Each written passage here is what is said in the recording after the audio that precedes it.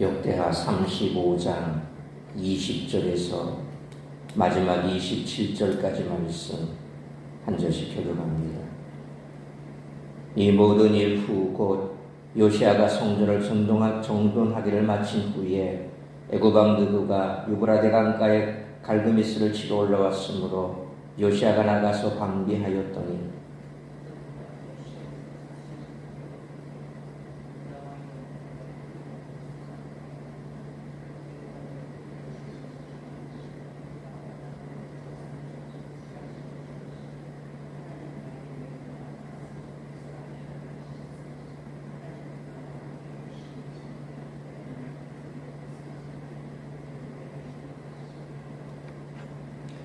요시아가 몸을 돌이켜 떠나기를 싫어하고 오히려 변장하고 그와 싸우고자 하여 하나님의 입에서 나온 느보의 말을 듣지 아니하고 무기토 골짜기에 이르러 싸울 때에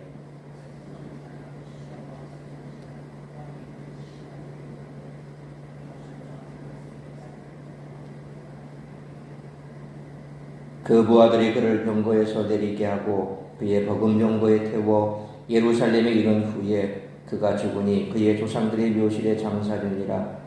온 유다와 예루살렘 사람들이 요시야를 슬퍼하고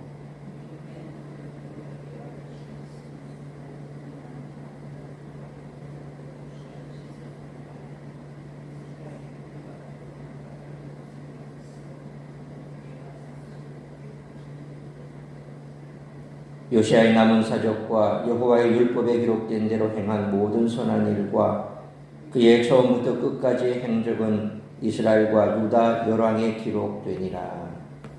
아멘. 요시야의 결말 부분은 열왕기와의 연속성을 유지하면서도 요시야의 죽음을 재해석하는 역대기의 신학을 고스란히 반영하고 있습니다. 오늘 본문 20절로 21절은 요시야와 느부가 대면하는 장면이고 22절로 27절은 요시야가 변장하고 전쟁에 나갔다가 죽는 장면과 평가로 구성되어 있습니다. 역사는 평면이 아니라 상호 보완적인 시선의 교차 지점에서의 만남입니다. 요시야를 가장 완벽한 군주로 평가하는 열왕기의 입장과는 달리 역대기는 건국 초기에 이루어진 다윗과 솔로몬의 성전에 관한 요시야의 열심에서 역사의 이상형이라 보았음에 틀림없습니다. 그러나 역대기 저자의 시각에서 요시야도 결국 하나님의 명령을 듣지 않은 우를 범했기 때문에 완벽한 통치무범은 될 수 없었습니다. 한편 역대기는 현재의 돌파구를 예배 회복에서 찾고자 했습니다. 다윗과 솔로몬 시대에 있었던 예배에 대한 열심으로 돌아가고자 한 것이 역대기 저자가 역사와 미래를 보는 시각이었던 것입니다. 이상과 같이 요시야는 하나님의 진노를 어떻게든 유보시키기 위해 최선을 다했지만 34장 23절로 28절에 훌다를 통해 주어진 말씀은 실행되었습니다. 하나님은 유다의 마지막 소망이었던 요시야를 데려가시고 이스라엘의 역사를 일단락하십니다.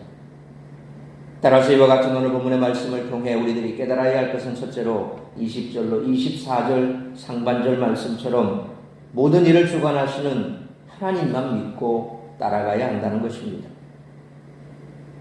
요시야가 6월절을 지킨 후 13년이 지난 주전 609년이 되었습니다. 요시야는 최선을 다해 하나님의 진노를 유보시키려 했지만 하나님은 하나님의 때에 일을 시작하셨습니다. 바벨론은 원래 아수르의 지배 아래에 있었는데 주전 627년 아슈르바니팔 왕이 죽은 이후 아수르가 점점 쇠퇴하자 바벨론은 반기를 들었습니다. 결국 주전 609년 유브라데강 어귀의 갈기미스에서 아수르와 바벨론의 일전이 벌어집니다. 이때 20절 말씀처럼 애굽의 왕 느보는 아수르를 돕는다는 명분으로 갈그미스로 진격하는데 그 도중에 유다가 있었습니다. 오늘 본문의 상황을 고대 근동의 자료를 통해 주전 7세기 후반의 상황을 좀 더 역사적으로 정리하면 당시 바벨론이 일어서고 아수르의 입지가 위협받고 있는 상황이었습니다. 바벨론의 왕 나보폴라살은 메대인들과 손잡고 아수르를 공격하는데 그 결과 아수르의 대표적인 도시 아수르가 주전 614년에 무너지고 니느웨까지 612년에 함락된 상황이었습니다. 마지막으로 내몰린 아수르에게 남은 유일한 선택은 애굽과 손을 잡는 것이었습니다. 그러나 아수르를 돕던 산메니쿠스마저 주전 610년 여름에 사망합니다. 이와 같이 주전 630년대 이후에는 팔레스타인에서 아수르의 영향력이 매우 약화된 상태입니다. 무기토를 비롯한 사마리아 지역은 아수르의 후퇴 후에 공백으로 남았고 요시아의 부흥기에는 사마리아 지역을 포함한 북왕국 지역을 회복하려는 의욕이 왕성했던 시기였습니다. 다만 유다에게 남겨진 변수는 남쪽 애굽의 반응이었습니다. 상황이 나빠진다면 애굽과의 충돌은 불가피한 처지였습니다. 이때가 요시아에게는 독립을 쟁취할 절호의 기회였습니다. 그러므로 이제 막 즉위에서 능력이 검증되지 않은 느고와 요시아 사이에는 미묘한 신경전이 벌어졌을 것입니다. 이런 상황에서 두 왕이 가던 막다른 골목이 바로 무기토였습니다. 당시 느고가 향하던 유브라데의 결전 장소가 갈그미스였다는 것은 역대기 기록을 통해서 알 수 있습니다. 바벨론 연합군에 의해 위험에 처한 아수르를 돕기 위해 바로 느고 2세는 지원군을 이끌고 유브라데를 향했는데 유다에 속한 해안도로의 요충지대가 무기토였습니다. 역대기 기록을 종합한다면 이런 상황에서 전쟁이 벌어졌고 그 혼란 속에 요시아가 전사한 것으로 정리됩니다. 이처럼 유다와 같은 작은 나라의 입장에서는 멀리 있는 큰 나라가 이웃의 큰 나라를 견제해 주는 것이 좋습니다. 이웃의 큰 나라가 그 멀리 있는 큰 나라와의 싸움에 치중하느라 주위의 작은 나라들과의 갈등을 피하려 하기 때문입니다. 유다로서는 지리적으로 멀리 있는 바벨론이 가까운 아수르를 견제해 주는 것이 좋기에 아수르를 돕겠다는 애굽을 막아야 한다는 판단을 내린 것입니다. 그러나 하나님은 바벨론을 사용하셔서 아수르와 애굽을 벌하려 하셨습니다. 그래서 역대기는 21절로 22절 말씀처럼 대적 느고를 통해 하나님의 말씀이 전해졌다라고 기록합니다. 요시아는 22절로 24절 상반절 말씀처럼 그 말을 듣지 않고 무기토 골짜기로 나갔다가 죽임을 당하고 맙니다. 이처럼 하나님의 뜻과 섭리는 내 생각, 내 입장과 다를 수 있습니다. 하나님 앞에서 선하게 살아가는 사람이라 하더라도 그의 기도가 응답되지 않고 오히려 일이 어려워질 때도 있다는 사실을 우리는 잊어서는 안 될 것입니다. 그러므로 하나님의 뜻과 섭리는 내 생각, 내 입장과 다를 수 있으므로 모든 일을 주관하시는 하나님만 믿고 따라가는 우리 모두가 되시기를 축원합니다. 두 번째로 24절 하반절로 마지막 27절 말씀처럼 영혼 구원에 힘쓰는 삶을 살아야 한다는 것입니다. 요시아가 애굽 왕을 통해 전해진 하나님의 뜻에 거역하긴 했지만 그가 선한 왕이었다는 사실에는 변함이 없습니다. 그래서 24절 하반절로 25절 말씀처럼 역대기는 온 백성들이 요시아의 죽음을 슬퍼했고 선지자 예레미야가 애가를 지었다라고 기록합니다.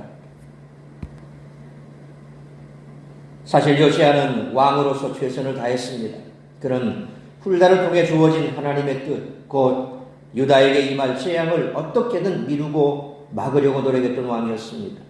요시아의 생애를 살펴보면 창세기 18장 23절로 32절에 아브라함이 소돔과 고모라를 위해 중보하는 모습을 엿볼 수 있습니다. 아브라함이 최선을 다해 소돔을 위해 중보했지만 소돔의 멸망을 막을 수는 없었듯이 요시아도 최선을 다해 유다를 향한 심판을 유보하려 했지만 하나님의 시간표를 변경시킬 수 없었습니다. 그러나 비록 하나님의 뜻을 가로막는 것이지만 소돔에 대한 심판을 막으려 노력했던 아브라함이 의인이라 인정받았듯이 26절 말씀처럼 유다에 대한 재앙을 미루려 노력했던 요시야 역시 선한 왕이라는 평가를 받았습니다. 우리가 다른 사람을 위해 중보하는 것 역시 이런 의미를 갖습니다.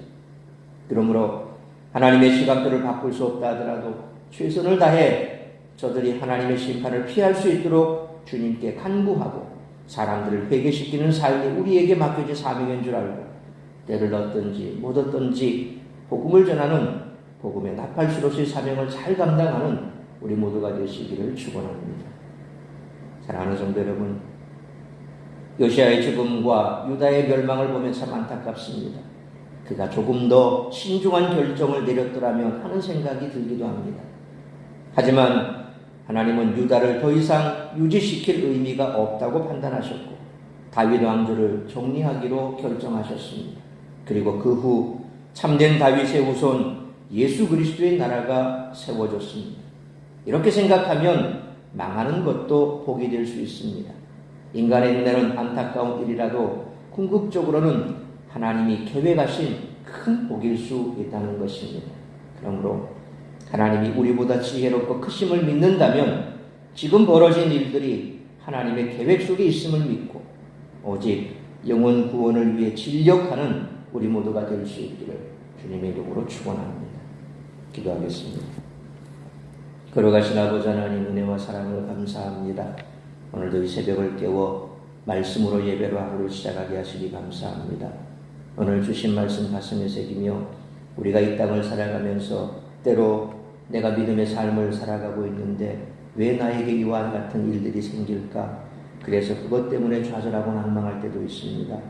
언제나 우리가 하는 모든 일들이 다 선하고 그래서 내가 원하고 내가 뜻하는 대로 다 이루어지면 좋을 것 같지만 그렇지 않기도 하다는 것입니다. 우리의 생각이 하나님의 생각에 미치지 못합니다. 하나님의 생각은 우리의 생각보다 높고 깊다고 분명히 말씀하십니다. 그러므로 때로 지금 내가 겪는 이 고난과 이 어려움 그리고 그래서 내가 이 고난에서 벗어나고 싶은 그러한 마음에 오히려 더 조급해지고 그래서 때로는 하나님을 원망하기도 하지만 그러나 좀 더 넓은 시각에서 보면 모든 일을 주관하시는 하나님이시며 하나님은 선하시고 하나님은 사랑이십니다. 우리를 결코 멸망의 길로 인도하실 분이 아니라는 사실을 우리는 잊어서는 안 될 것입니다.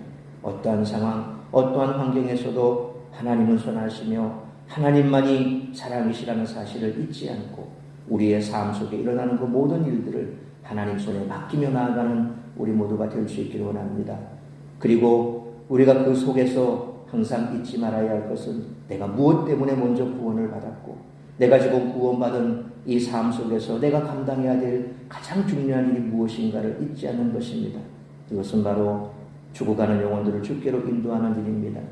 때를 얻든지 못 얻든지 구원의 복음을 전하라고 말씀하신 그 명령만이 우리가 감당해야 될 유일한 과제라는 것입니다. 그의 나라와 그의 의를 구하는 자는 이 모든 것을 더하시겠다고 약속하셨습니다. 우리가 감당해야 될 몫을 감당하며 하나님께서는 반드시 말씀 그대로 우리에게 그 모든 것을 더해 주실 줄 믿습니다. 그러므로 오늘 이 한날도 나를 통하여 이루고자 하는 하나님의 뜻을 이루며 내가 감당해야 될 영혼 구원의 사명에 진력하며 그 일들을 주님 앞에서는 그날까지 최선을 다해 감당해내는 우리 모든 성도들의 삶이 될 수 있기를 간절히 빌고 소원하오며 이 모든 말씀 우리 주 예수 그리스도의 이름으로 기도하옵나이다. 아멘.